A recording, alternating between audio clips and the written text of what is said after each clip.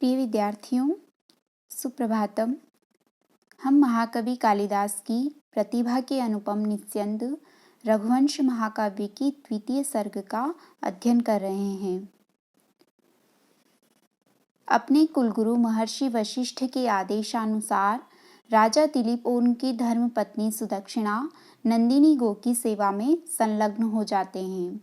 प्रस्तुत पद्य में सुदक्षिणा द्वारा की गई नंदिनी सेवा का वर्णन है। तस्याखुरन्यास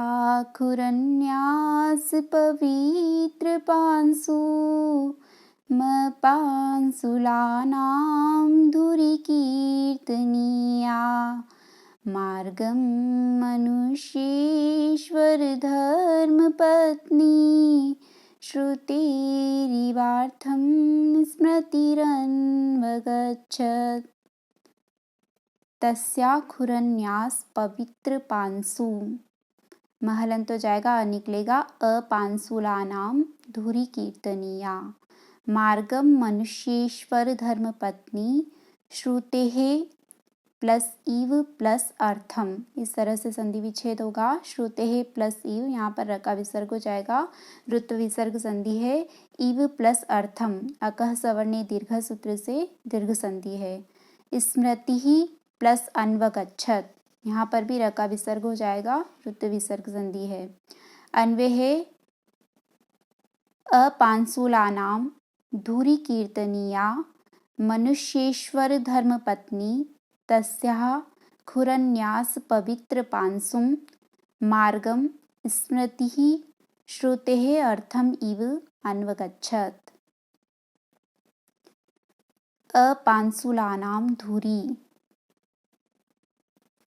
अपांसुलानाम पांसवः आसाम सन्ति इति पांसुला। पांसु का अर्थ होता है दोष, धूली, और न पांसुलाः अपांसुला, तासाम अपांसुलानाम। पांसुल का अर्थ होता है दोषपूर्ण और अपांसुल निर्दोष, पवित्र। अपांसुलानाम धुरि, पतिव्रताओं में, धुरि यानी अग्रगण्य, पतिव्रता स्त्रियों में अग्रगण्य। अपांसुल महिलाओं में प्रथम कीर्तित, निर्दोष स्त्रियों में प्रथम, पतिव्रता शिरोमणि। अपांसुलानाम धुरि का अर्थ है पतिव्रता शिरोमणि, पतिव्रताओं में अग्रगण्य। कीर्तनीया, कीर्तनीय यानी प्रशंसनीय, मनुष्येश्वर धर्मपत्नी, मनुष्याणाम ईश्वरः मनुष्येश्वरः, मनुष्येश्वरः का अर्थ होता है राजा, राजा दिलीप की धर्मपत्नी सुदक्षिणा ने, राजा दिलीप की धर्मपत्नी सुदक्षिणा के दो विशेषण आए हैं। प्रथम है अपांसुलानाम धुरि, अपांसुलानाम पतिव्रताओं में अग्रगण्य, और द्वितीय विशेषण है कीर्तनीया, प्रशंसनीय। मनुष्येश्वर धर्मपत्नी, राजा दिलीप की, महाराज दिलीप की धर्मपत्नी सुदक्षिणा ने तस्याः, तस्याः उसके, उस नंदिनी के, खुरन्यास पवित्र पांसुम मार्गम, खुरन्यास खुर रखने से, न्यास यानी रखना, खुरन्यास खुर रखने से, पवित्र पांसुम पवित्र की हुई, पांसु यानी धूली वाले, खुरन्यासै पवित्रः पांसवः यस्मिन् तादृशम या तथोक्तम मार्गम। खुरन्यास पवित्र पांसुम यहाँ मार्गम के विशेषण के रूप में आया है। खुरन्यास खुर रखने से, पवित्र पांसुम पवित्र की हुई धूली वाले, मार्गम मार्ग का, अन्वगच्छत अनुसरण किया। मनुष्येश्वर धर्मपत्नी, राजा दिलीप की धर्मपत्नी सुदक्षिणा ने तस्या उस नंदिनी के खुरन्यास खुर रखने से पवित्र पांसुम पवित्र हुई धूलि वाले मार्गम मार्ग का अन्वगच्छत अनुसरण किया। किस तरह से अनुसरण किया, यहाँ पर कवि ने उपमा दी है स्मृति ही श्रुते अर्थम इव। स्मृति, जिस प्रकार से स्मृति श्रुते है, श्रुति यानी वेद, वेद के अर्थ का अनुसरण करती है। स्मृति श्रुते अर्थम इव, जिस प्रकार स्मृतियाँ मनु आदि के धर्मशास्त्र, मनुस्मृति आदि धर्मशास्त्र श्रुते अर्थम, श्रुति यानी वेद, वेद के अर्थ का, वेदार्थ का, वेद वाक्यों के अर्थ का अन्वगच्छत अनुसरण करते हैं, उसी प्रकार महाराज दिलीप की धर्मपत्नी सुदक्षिणा ने उस नंदिनी के मार्ग का अनुसरण किया। अब कैसे महाराज दिलीप की धर्मपत्नी सुदक्षिणा ने, सुदक्षिणा के दो विशेषण आए हैं। प्रथम है अपांसुलानाम धुरी। अपांसुल, अपांसुल महिला से तात्पर्य है पतिव्रता स्त्री। अपांसुलानाम धुरी, पतिव्रता स्त्रियों में धुरी यानी अग्रगण्य।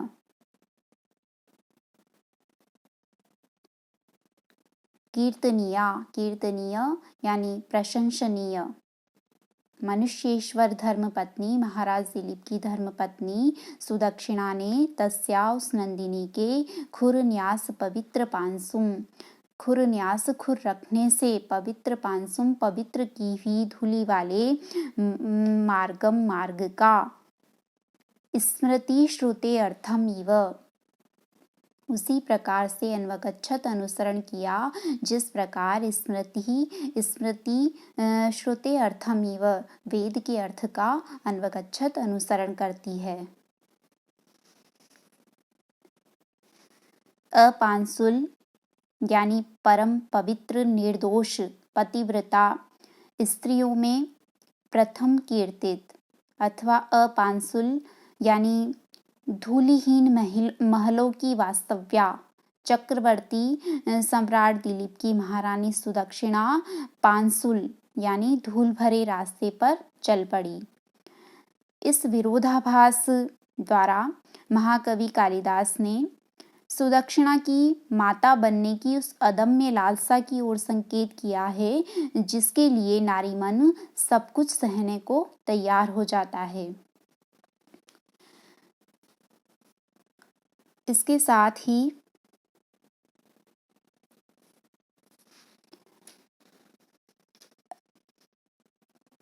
खुरन्यास पवित्र पांसुम मार्ग का खुरन्यास पवित्र पांसुम विशेषण नंदिनी के लोकोत्तर महत्व को भी अभिव्यंजित कर रहा है।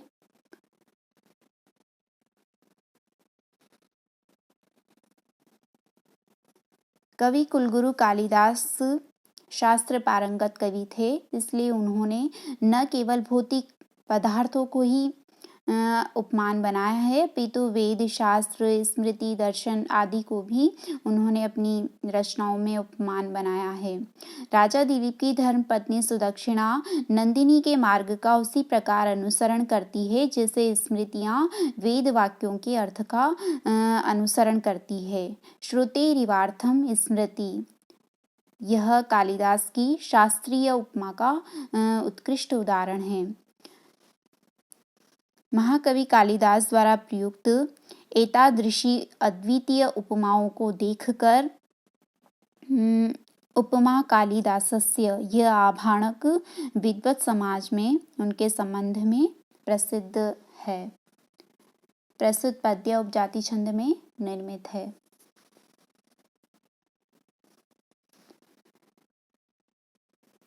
आगे महाकवि कालिदास महाराज दिलीप की गोसेवा का वर्णन करते हुए कहते हैं, निवर्त्य राजा दयितां दयालुस्तां सोरभीं सुरभीर्यशोभी पयोधरीभूत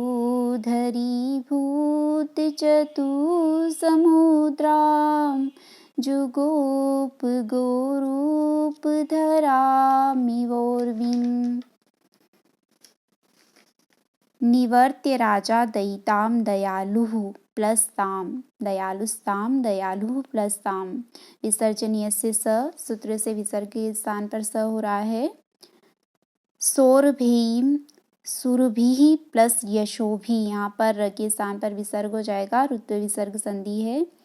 पयोधरीभूत चतुः समुद्राम जुगोप गोरूप धराम, महलंत हो जाएगा, ई निकलेगा, इव प्लस उर्विम, इस तरह से संधि विच्छेद होगा, इबोर्विम गुण संधि है। अन्वय है यशोभि सुरभि दयालु राजा दयिताम निवर्त्य पयोधरीभूत चतुः समुद्राम गोरूप धराम उर्विम इव ताम सौरभीम जुगोप। यशोभि सुरभि, यशोभि यश से, सुरभि, सुरभि यानी सुगंध युक्त, मधुर गंध युक्त। यशोभि सुरभि अपने विस्तृत यश से गंधायमान।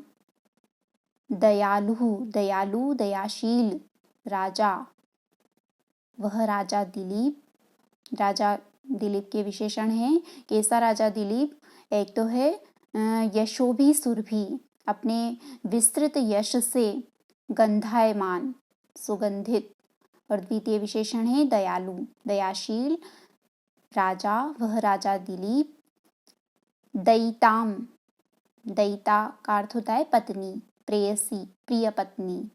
अपनी पत्नी सुदक्षिणा को निवर्त्य लौटाकर पयोधरीभूत चतुः समुद्राम, पयोधरीभूत, पयोधर का अर्थ होता है स्तन, पयोधरीभूत चतुः समुद्राम मानो 4 समुद्र रूप 4 स्तनों वाली। पयोधरीभूत, पयोधर बने हुए, स्तन बने हुए, चतुः समुद्राम 4 स्तनों वाली, चतुः समुद्राम 4 समुद्रों वाली। पयोधरीभूत चतुः समुद्राम, पयोधर बने हुए, स्तन बने हुए, 4 समुद्रों से युक्त, या 4 समुद्र रूप 4 स्तनों वाली। गोरूप धराम, गाय का रूप धारण करने वाली। उर्विम, इव, उर्वी यानी पृथ्वी, पृथ्वी के समान।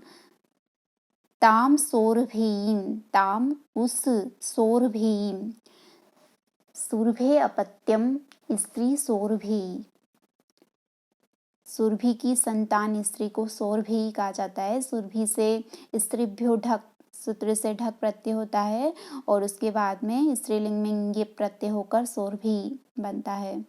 सुरभि शब्द कामधेनु का वाचक है यहाँ पर, तो सौरभी से तात्पर्य है नंदिनी गाय से। ताम सौरभीम, उस कामधेनु की पुत्री नंदिनी की जुगोप, जुगोप रक्षा करने लगा। रक्षार्थक गुप धातु से लिट लकार प्रथम पुरुष एक वचन का रूप है जुगोप, जुगोप यानी रक्षा करने लगा। राजा दिलीप उस नंदिनी गाय की रक्षा करने लगा। अब कैसा राजा दिलीप और किस तरह की नंदिनी गाय की, इन दोनों के विशेषण आए हैं। राजा दिलीप का विशेषण है यशोभि सुरभि, अपने विस्तृत यश से गंधायमान। दयालु और दयाशील राजा दिलीप। दयिताम निवर्त्य, अपनी प्रिय पत्नी सुदक्षिणा को लौटाकर। पयोधरीभूत चतुः समुद्राम गोरूप धराम उर्विम इव, उर्विम इव पृथ्वी की तरह। ताम सौरभीम, उस कामधेनु की पुत्री नंदिनी की जुगोप रक्षा करने लगा।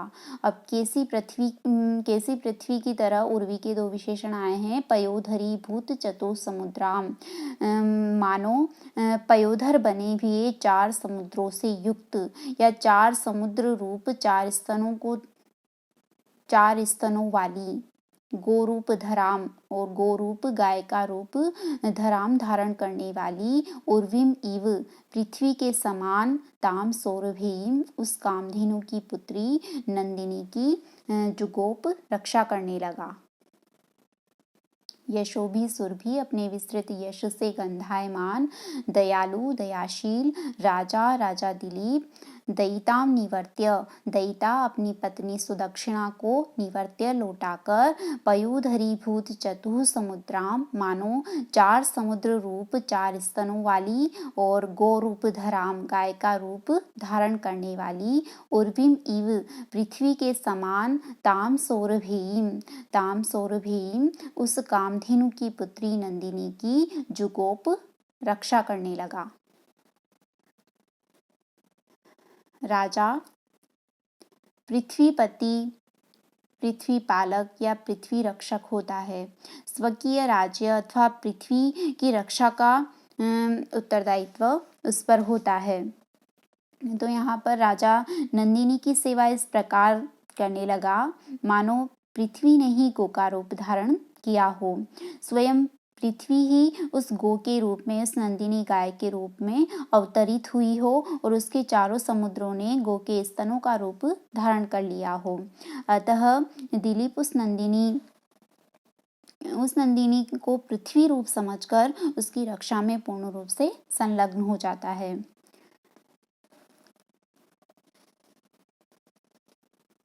यहाँ पर राजा दिलीप के लिए प्रयुक्त दयालु विशेषण साभिप्राय है तथा सुदक्षिणा के लिए प्रयुक्त दयिता पद भी विशेष प्रयोजन से यहाँ पर प्रयुक्त हुआ है। राजा दिलीप बहुत दयालु हैं तथा अपनी पत्नी सुदक्षिणा से अत्यधिक प्रेम करते हैं। वे उसको तनिक कष्ट नहीं पहुंचाना चाहते, अतः अपनी प्रिय पत्नी सुदक्षिणा को भयंकर जंगल के बिहड़ मार्गों से लौटाकर स्वयं अकेली नंदिनी की सेवा और उसकी रक्षा में तत्पर हो जाते हैं। कालिदास के काव्य में वाच्यार्थ की अपेक्षा व्यंग्यार्थ विशेष मनोहर है। किसी भाव को स्पष्ट शब्दों में न कहकर वे उसे खूबी के साथ सूचित करने में निपुण हैं।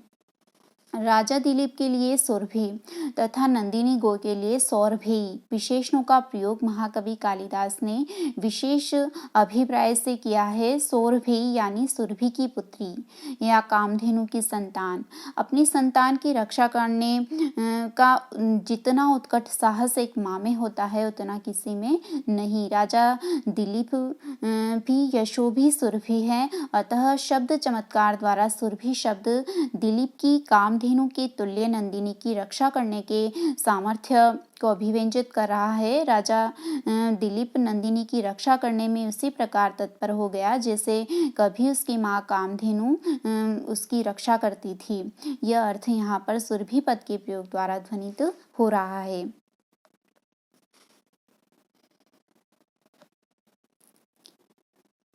गोरूप धरामीव इस कथन से उत्प्रेक्षा अलंकार यहाँ पर सूचित हो रहा है और विशेषणों के अभाव में उर्वीमीव ऐसा कहने पर उपमालंकार भी हो सकता है। प्रस्तुत पद्य में अनुप्रास अलंकार का प्रयोग दर्शनीय है और प्रस्तुत पद्य उपजाति छंद में निर्मित है। इति शुभम।